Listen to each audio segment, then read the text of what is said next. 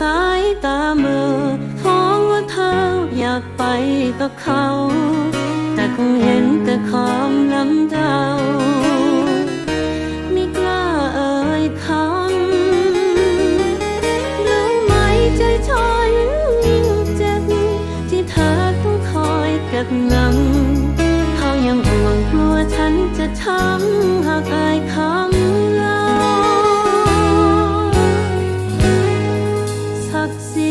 ใจดู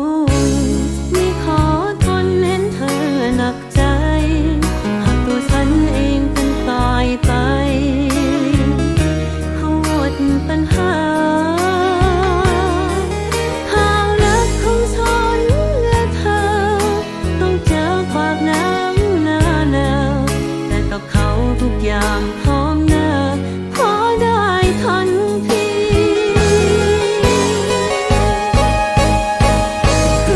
เสียงตา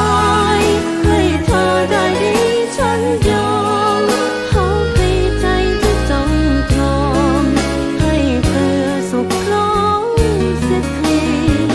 ขอโทษที่ฉันทำให้เธอเสียเวลาหลายปีเขาเจ็บครั้งนี้ใช้มีความรักที่ค้างความล้ำที่สองเราถอยฉันทำแล้วที่จดจำให้เธอคิดแต่สิ่งสวยงามมีสุขสำราญไม่ต้องกลัวฉันเสียใจขอกำลังไปตามทางหัวใจยอมถึกเพื่อเราเพื่อเธอ